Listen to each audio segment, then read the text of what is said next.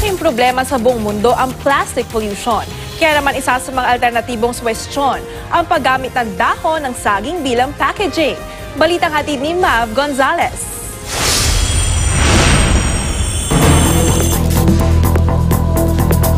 Mapapalengke o supermarket, karaniwang sa plastic nakalagay ang mga bilihin. Kaya naman naagaw talaga ang atensyon ng netizens. Ang mga gulay kasi ibinibenta na nakabalot sa dahon ng saging. Isang beses nag-post ako sa Facebook, tapos may nag-comment na ang ganda ng ginagawa niyo, ang ganda ng mga gulay niyo, pero sana tanggalin niyo yung plastic. Ever since nun, nag-stuck yung comment na yun sa akin, and I wanted to find out or look for an alternative packaging. Maraming nagsasabi na innovative siya or revolutionary, but I try to explain to them na we're going back to basics. October 2018 nagsimulang gumamit ang Uproot Urban Farms ng dahon ng saging na binibili nila sa mga banana farmer. Sa malaking bahagi ng dahon binabalot ang mga gulay at yung matigas na bahagi sa gitna ng dahon ang ginagamit pantali. Environment friendly na, mas mura pa ng ilang sentimo ang presyo ng dahon kumpara sa plastic at mas tatagal pa raw ang buhay ng gulay na binili nyo.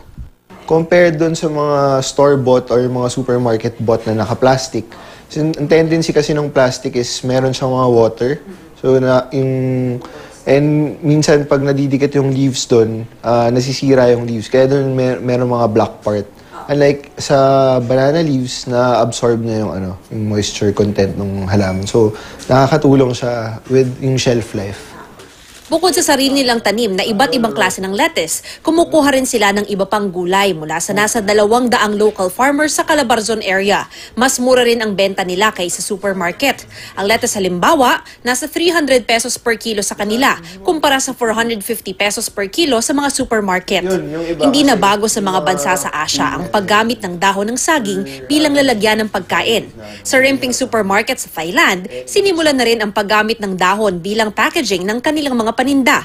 Nakabalot sa dahon ng saging ang lahat ng klase ng gulay at prutas. Para sa environment group na Greenpeace, mas mainam pa rin kung wala na talagang packaging. Pero di hamak na mas maganda raw ang dahon ng saging kaysa sa plastic.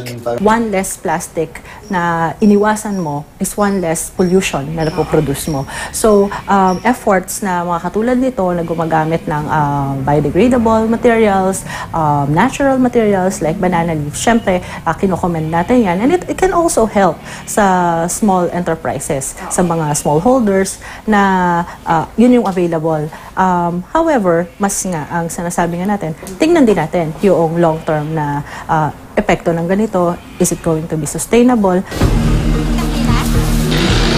Sa Kamuning Market sa Quezon City, lahat ng tindahan gumagamit ng plastic. Sabi ng isang tindera, hindi talaga nila ito maiwasan.